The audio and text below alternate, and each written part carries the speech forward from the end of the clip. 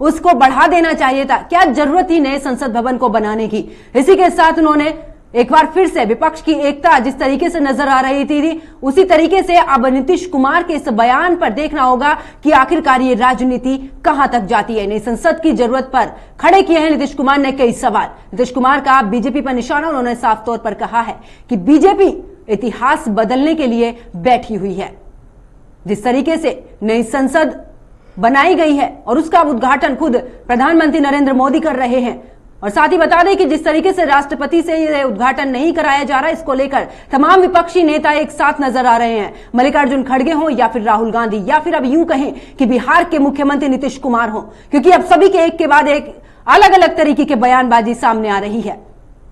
इसी के साथ समाजवादी पार्टी के मुखिया अखिलेश यादव का भी बयान सामने आया था, उससे पहले ममता बनर्जी का भी बयान सामने आया था कि आखिरकार नए भवन का जो उद्घाटन है वो राष्ट्रपति से क्यों नहीं कराया जा रहा है, क्यों प्रधानमंत्री नरेंद्र मोदी से यह उद्घाटन कराया जा रहा है। इसी के साथ उन्होंने यह भी कहा है कि बीजेपी मनमाने ढंग से काम कर रही है और यही वजह है कि नए संसद भवन का उद्घाटन प्रधानमंत्री नरेंद्र मोदी करने जा रहे हैं, बल्कि इसकी जगह पर या तो लोकसभा अध्यक्ष ओम बिरला से कराना चाहिए या फिर उपराष्ट्रपति जेपी धनखड़ से भी इसका उद्घाटन कराया जाना चाहिए था। लेकिन बीजेपी सिर्फ अपने ही कामों में लगी रहती है और यही वजह है कि अब नए संसद भवन जिस तरीके से उसका उद्घाटन किया जाएगा यह खुद प्रधानमंत्री नरेंद्र मोदी करेंगे, ना कि राष्ट्रपति। और इसी को लेकर तमाम विपक्ष एक साथ नजर आ रहा है।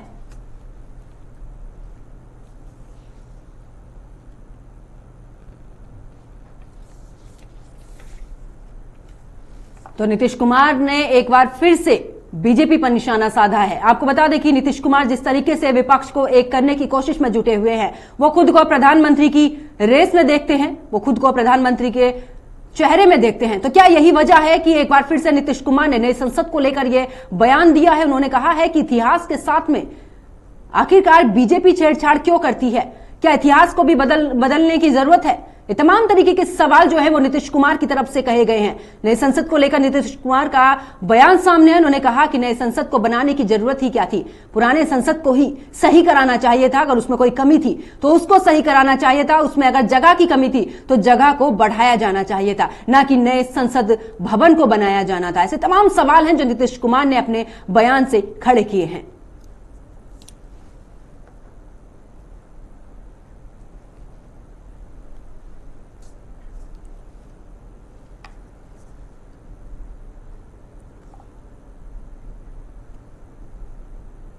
तो बिहार के मुख्यमंत्री नीतीश कुमार का बयान सामने आया। आपको बता दें कि इससे पहले इस पूरे मामले पर सबसे पहले राहुल गांधी ने ट्वीट करके साफ तौर पर कहा था कि मुख्यमंत्री माफ कीजिएगा प्रधानमंत्री नरेंद्र मोदी से इस दौरान उद्घाटन क्यों कराया जा रहा है, जबकि ये उद्घाटन राष्ट्रपति के हाथों से होना चाहिए था। कहीं ना कहीं जो बीजेपी है वो अपनी मनमाने ढंग से काम कर रही है और यही वजह है कि प्रधानमंत्री नरेंद्र मोदी इसका उद्घाटन करेंगे। और इसी को लेकर मुख्यमंत्री नीतीश कुमार का बयान अब सामने आया। उन्होंने तो साफ तौर पर यह भी कह दिया है कि क्या जरूरत थी नए संसद भवन को बनाने की, और इसी को लेकर अब सियासत गरमाई हुई है। वहीं बात अगर बीजेपी की करें तो बीजेपी ने भी तमाम तरीके के सवाल जो हैं वो विपक्ष पर खड़े किए। उन्होंने कहा कि गैर बीजेपी राज्यों में भी तो कुछ ऐसे कार्य हुए हैं जहां पर ना तो राज्यपाल को मान्यता दी गई है और ना ही राष्ट्रपति को, वो सिर्फ और सिर्फ मुख्यमंत्री के हाथों से वो कार्य किए गए हैं। तो क्या ऐसे में जिस तरीके से विपक्ष एक साथ नजर आ रहा है, क्या इसका सीधा असर साल 2024 में होने वाले लोकसभा चुनाव पर पड़ेगा? क्योंकि तमाम ऐसे सवाल हैं जिसको लेकर अब एक बार फिर से सियासत गरमा गई है। आपको बता दें कि 28 तारीख को नए संसद का उद्घाटन होना है। प्रधानमंत्री नरेंद्र मोदी इस नए संसद का उद्घाटन करेंगे।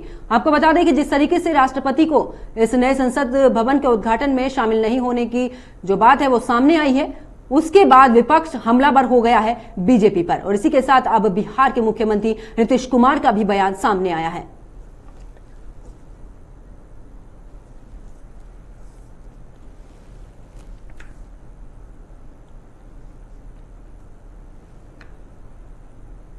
तो देखिए जिस तरीके से लगातार विपक्ष जो है वो बीजेपी पर हमलावर है, इसी पर आज चर्चा करेंगे। मेरे साथ में दो मेहमान जुड़े हैं, बीजेपी प्रवक्ता आशुतोष झा हैं और जेडीयू प्रवक्ता मनोज दास मेरे साथ में जुड़े हैं। चर्चा की शुरुआत तो मैं जेडीयू से करूंगी। मनोज दास जी, क्या मोदी निशाना है, राष्ट्रपति का बहाना है?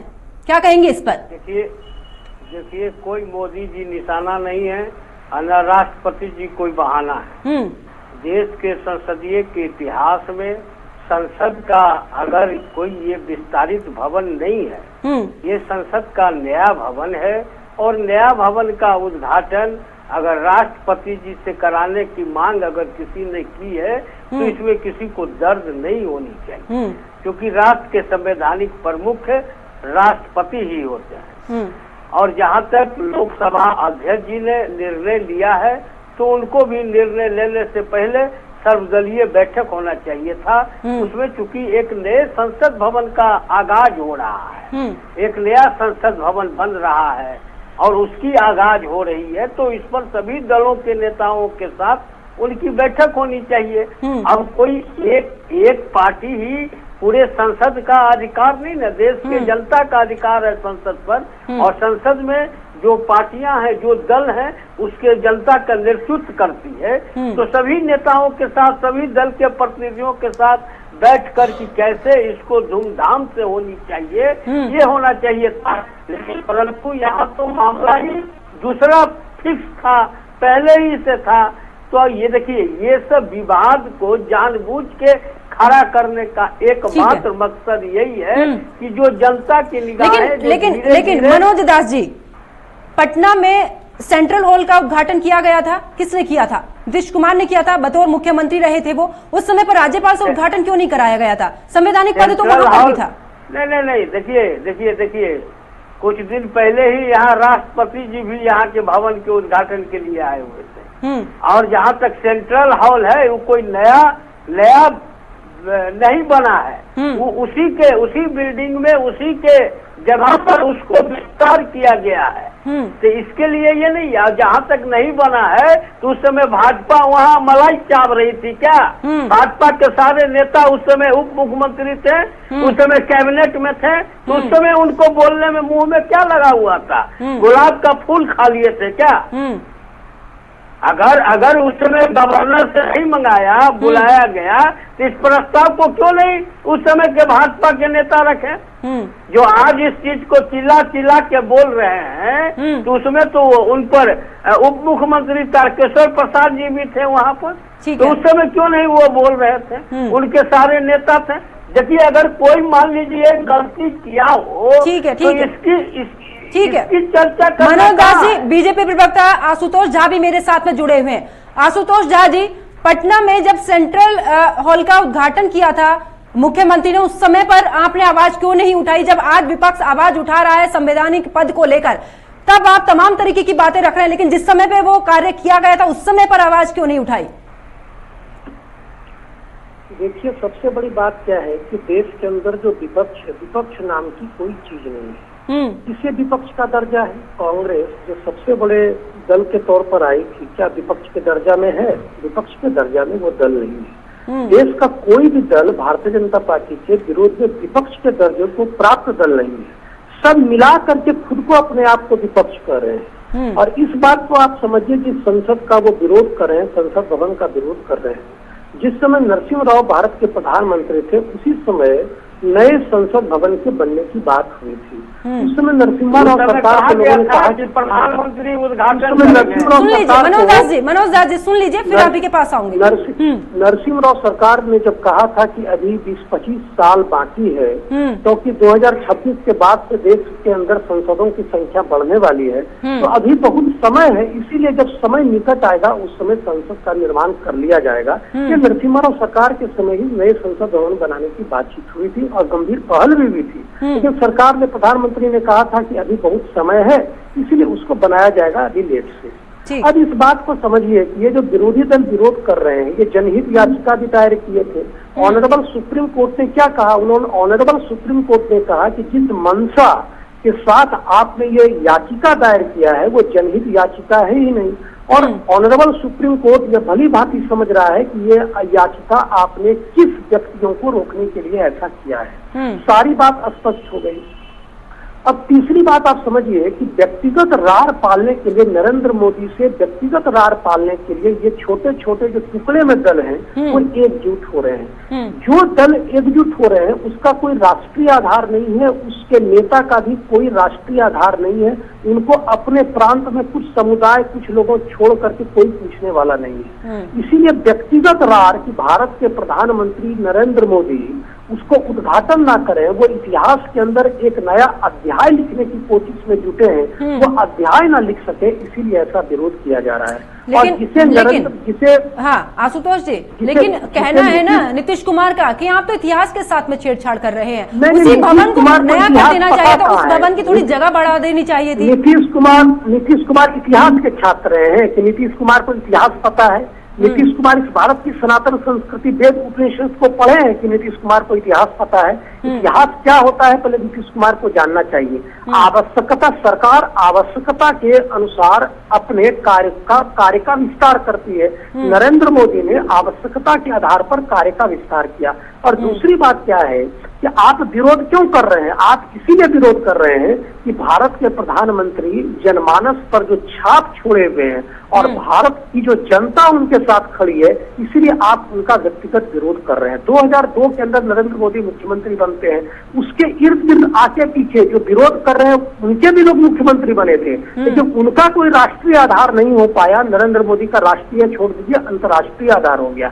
व्यक्तिगत रार पालने के लिए व्यक्तिगत उनसे ईर्ष्या द्वेष जलन की भावना को देखते हुए ये लोग ऐसा कर रहे हैं। और सुप्रीम कोर्ट तो गए थे, सुप्रीम कोर्ट ने तो खारिज कर दिया। और जिस द्रौपदी मुर्मू की बात आप आधार बता रहे हैं कि इन्हीं जो 20 दल में से 12-13 दल हैं, इन्होंने ही द्रौपदी मुर्मू को राष्ट्रपति बनने से विरोध किया था। और ये जो तेजस्वी यादव की सरकार है, ये जदयू की सरकार है, ये अन्य सारे लोग जो है इन्होंने तो विरोध किया था। आशुतोष झा जी, सभापति होने के नाते जेपी धनखड़ जी को तो बुलाना चाहिए था, उनको नहीं होता क्यों? बुलाना चाहिए। सभापति भारत की सरकार उन सभी लोगों को निमंत्रित दे रही है। सवाल देखिए कि विपक्ष को तो हमने 1000 बार बोला, प्रधानमंत्री ने बोला, गृह मंत्री ने बोला, विदेश मंत्री ने कहा, सब तो कही रहे कि आना चाहिए। यह स्वस्थ लोकतंत्र की परंपरा है और स्वस्थ लोकतंत्र को स्थापित करने का काम भारतीय जनता पार्टी ने किया है। और एक उल्लेख हम आपको बताते हैं, जब अंग्रेज इस देश से जा रहे थे तो अंग्रेजों ने कहा था कि भारत के अंदर कभी संसदीय लोकतंत्र स्थापित नहीं हो सकता है, क्योंकि एक ही दल कांग्रेस जो पूरा राष्ट्रीय आधार पर मजबूत है, इसीलिए देश के अंदर कोई संसदीय लोकतंत्र स्थापित नहीं हो सकता है। जनसंघ के कार्यकर्ताओं ने, भारतीय जनता पार्टी के कार्यकर्ताओं ने अपने अथक परिश्रम के आधार पर भारत के अंदर संसदीय लोकतंत्र को स्थापित किया है। हमने लोकतंत्र को बचाया है, संसदीय लोकतंत्र को देश के अंदर लाने का काम किया है। और जो लोग ऐसा विरोध कर रहे हैं, यानी कि जेपी धनखड़ जी इसमें शामिल होंगे उद्घाटन समारोह में? भारत के प्रधानमंत्री ने उन सभी लोगों को निमंत्रित किया है जो उसके वाजिब हकदार हैं। और स्वस्थ लोकतंत्र का मतलब ही क्या होता है? स्वस्थ लोकतंत्र का तो मतलब ही होता है यानी कि वो हकदार नहीं है। वह निश्चित तौर पर देश के अंदर प्रत्येक राजनीतिक दल को भारत के प्रधानमंत्री ने, गृह मंत्री ने स्वागत के साथ निमंत्रित किया है। इस बात को आप समझिए। ठीक है। मनोज दास जी, साफ तौर पर बीजेपी का कहना है कि जिस इतिहास को लेकर बोला जा रहा नीतीश कुमार की तरफ से कि इतिहास बना रही है बीजेपी, इतिहास से खिलवाड़ कर रही है बीजेपी, क्या कहेंगे? उनका साफ तौर पर कहना है कि आपकी कोई लोकप्रियता नहीं है और आप इतिहास की बात कर रहे हैं। ना इसीलिए नहीं थे तो 17 वर्ष तक चरण बंदन कर रहे थे ना, इसीलिए न साथ में थे। जो इतिहास नहीं पता था इसीलिए ये साथ में थे। और देखिए कि इन लोगों का मानसिकता क्या है। ये लोग कह रहे हैं, आपने सवाल किया कि उपराष्ट्रपति जी को इन्होंने कहा कि भारत के प्रधानमंत्री, गृह मंत्री, सभी लोगों को जो लोकतंत्र में है कार्यक्रम है संसद का, संसद के अध्यक्ष जी आमंत्रित करेंगे, लेकिन इनके प्रधानमंत्री या नरेंद्र मोदी किस हैसियत से इसको आमंत्रित करेंगे? वो कौन होते हैं आमंत्रित करने वाले? जो खुद भारत के प्रधानमंत्री हैं और होते हैं जी नहीं, संसद में भारत के प्रधानमंत्री नीचे हैं, अध्यक्ष ऊपर है। पहले अध्यक्ष है, पहले राष्ट्रपति। सुप्रीम कोर्ट ने क्या कहा आपको? मंत्री सबको आमंत्रित करेंगे। वो कौन होते हैं आमंत्रित करने वाले? और इतिहास की जानकारी आपको अगर नहीं हो तो आप मत बीच में न बोला कीजिए। क्या आपको इतिहास की जानकारी है? यही इतिहास की जानकारी है कि दूसरे को इतिहास की जानकारी नहीं है। नरेंद्र मोदी कौन इतिहास का छात्र है? उसके तो डिग्रियों पर सवाल है। आज तक तो देश का कोई आदमी कभी नहीं किया कि हमने नरेंद्र मोदी के साथ पढ़ा है। अब पॉलिटिकल साइंस से IMA दिखा रहे हैं। इसीलिए ये चिट फंड की बात मत कीजिए।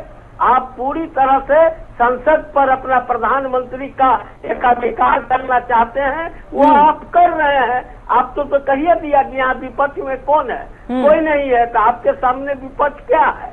कुछ नहीं है। आप तो उसको धूल समझते हैं जिस हिसाब से आप जैसे लोग बोल रहे हैं। और विपक्ष क्या होता है वो तो समय बताता है ना।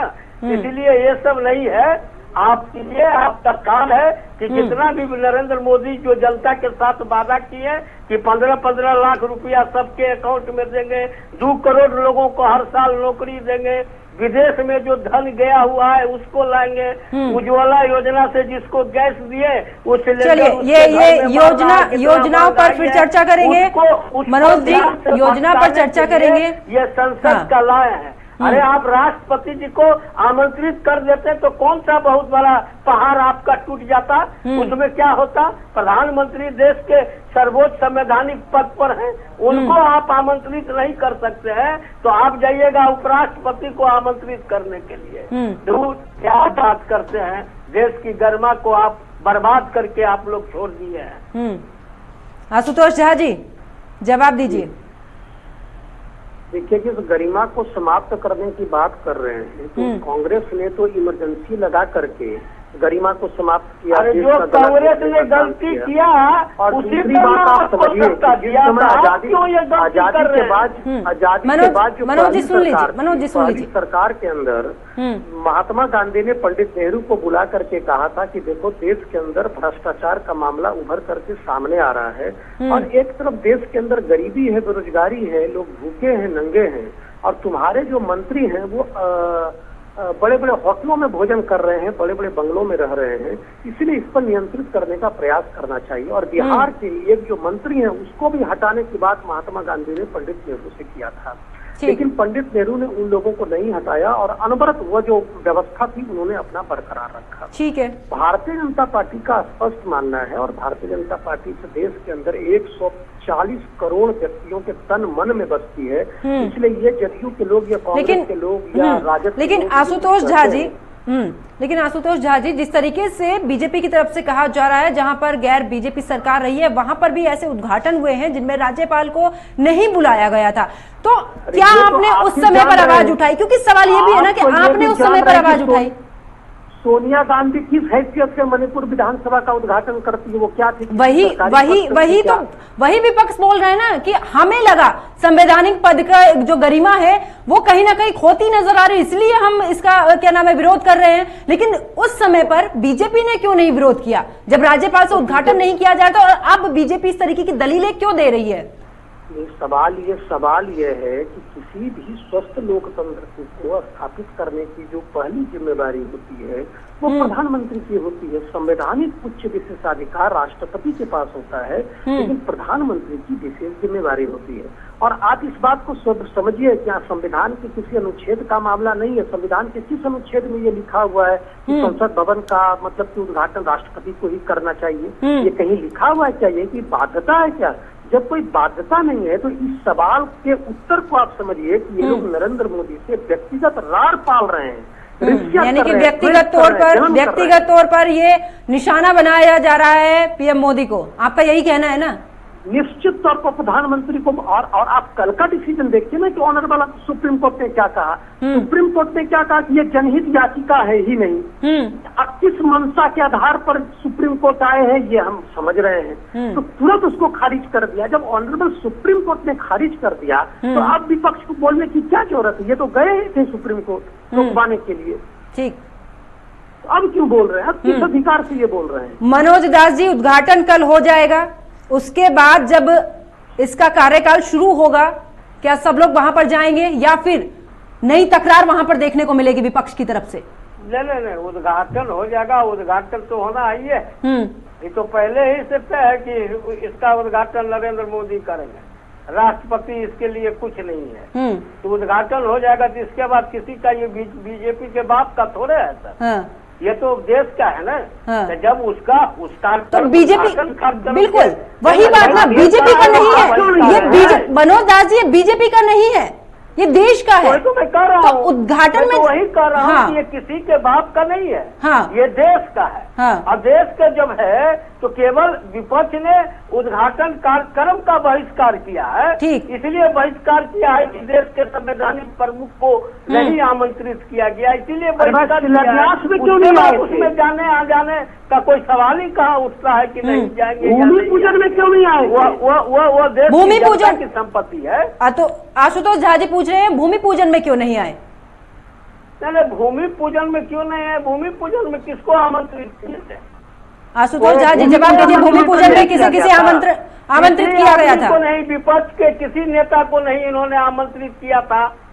यानी कि उसमें गलत बोल रहे हैं, ये गलत बोल रहे हैं, जानकारी को नहीं है। जिस समय कल बीजेपी के नेता यहाँ दिखा रहे थे संसद बिहार के वो सेंट्रल हॉल का, उस जगह पर बीजेपी के सारे नेता खड़ा है, उनका नाम है। तो उस समय इनको बोलने का मुंह उठा ही नहीं। उस समय जरा देख लीजिए था भूमि पूजन। तो मनोज जी अब जो नीतीश कुमार का बयान आया है कि पुराने ही संसद को ठीक कराना चाहिए था, जिस समय पर भूमि पूजन हुआ उस समय पर ये बयान क्यों नहीं आया? उस समय पर आवाज क्यों नहीं उठाई गई? उनका देखिए, उनका बयान ये है कि उन्होंने अपनी इच्छा जाहिर की है। अपनी बात कहने का सबको अधिकार है। अपनी बात कहने का उद्घाटन के समय पर है, भूमि पूजन के समय पर नहीं। मनोज जी ये कैसे? भूमि पूजन के समय हमको आमंत्रित नहीं किया गया था, तो बीजेपी भूजन पूजन के समय हम क्या करेंगे? ठीक है, कैसे हम बोल देंगे? जब आमंत्रित करेंगे तब लोग कोई आदमी को बात करेंगे क्या? ऐसे कैसे कर देंगे? अभी तो संसद के आवाज तो भूमि पूजन पर भी उठानी चाहिए थी। जब नींव रखी जा रही है उसी समय पर आवाज उठानी चाहिए थी। तो इमारत बनने के बाद आप कह रहे हैं कि पुरानी ही संसद भवन ठीक था, उसको ही मरम्मत करा के ठीक कराना चाहिए था, उसी का विस्तार कराना चाहिए था। आप नीतीश कुमार का बयान आपने सुना है ना मनोज जी? नीतीश कुमार का बयान आपने सुना है? नहीं, मैंने सुना। मैं यही कह रहा हूँ कि उनका कहने का एक तात्पर्य ये भी है कि जो आजादी के बाद जहां हम मिली है। मनोज दास जी फाइनल कमेंट चाहूंगी आपसे जल्दी से, क्योंकि इस समय बहुत कम है।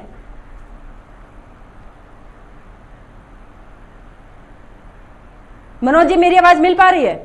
हाँ बिल्कुल। मैं इस पूरी चर्चा पर फाइनल कमेंट आपसे चाहूंगी क्योंकि समय बहुत कम। बस हम तो यही सभी लोगों से भी आग्रह करेंगे कि इस नए भवन पर किसी तरह का विवाद नहीं हो। और भाजपा बड़ी पार्टी है, प्रधानमंत्री को भी अपना दिल खोल के साफ रखना चाहिए। अगर विपक्ष की आवाज को भी सुनना चाहिए।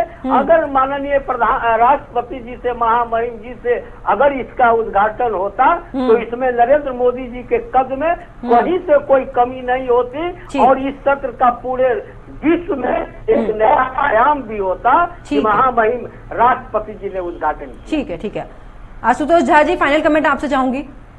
देखिए, कुंठाग्रस्त मानसिकता से ग्रसित ये राजनीतिक दल कुछ भी आरोप प्रत्यारोप लगाने के लिए बाधित है।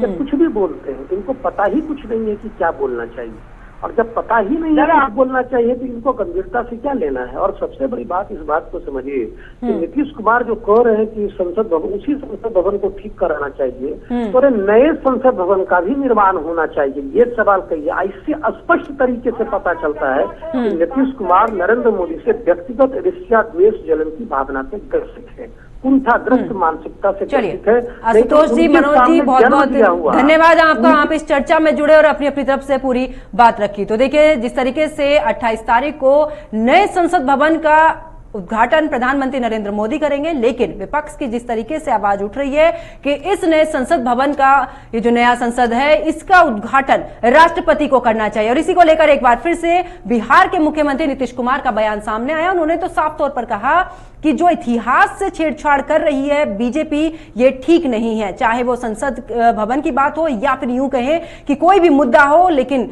देखने वाली बात अब ये होगी कि जिस तरीके से विपक्ष लगातार इस पर बीजेपी सरकार को घेर रहा है, ये सियासत आगे क्या रंग लाती है। मेरे साथ फिलहाल इतना ही। आप देखते रहिए न्यूज वॉच इंडिया। नमस्कार।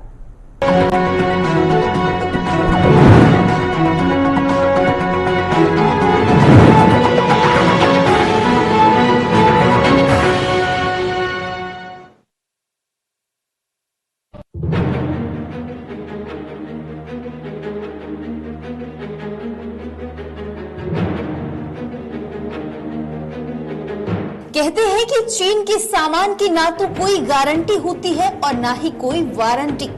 चीन कब क्या करता है किसी को इसकी भनक भी नहीं लग पाती।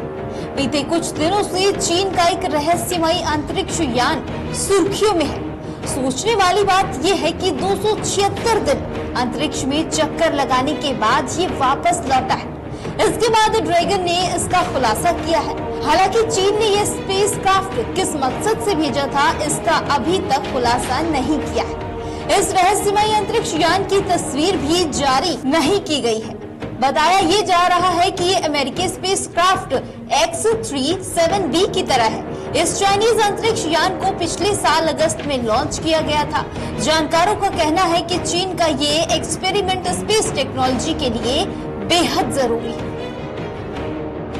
चीन का यह स्पेस क्राफ्ट स्वचालित है। ये खुद टेक ऑफ करके अपना मिशन पूरा करके वापस आने में सक्षम है।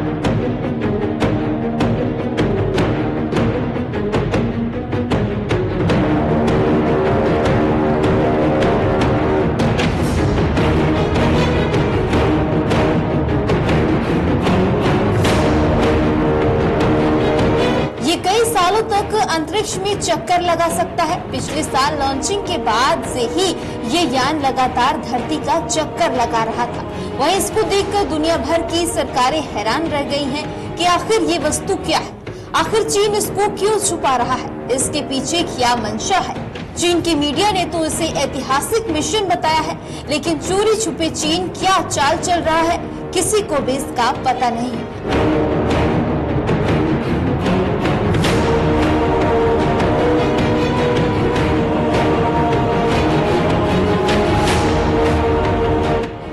बीते दिनों चाइनीज गुब्बारा काफी चर्चा का विषय बना रहा, जिसे अमेरिका ने मार गिराया था। इस घटना के बाद चीन और अमेरिका के बीच काफी तनातनी जैसा माहौल चल रहा है। Jayendra Kumar, news Watch India. नमस्कार, आप देख रहे हैं न्यूज वॉच इंडिया। मैं हूं आपके साथ पंकज यादव।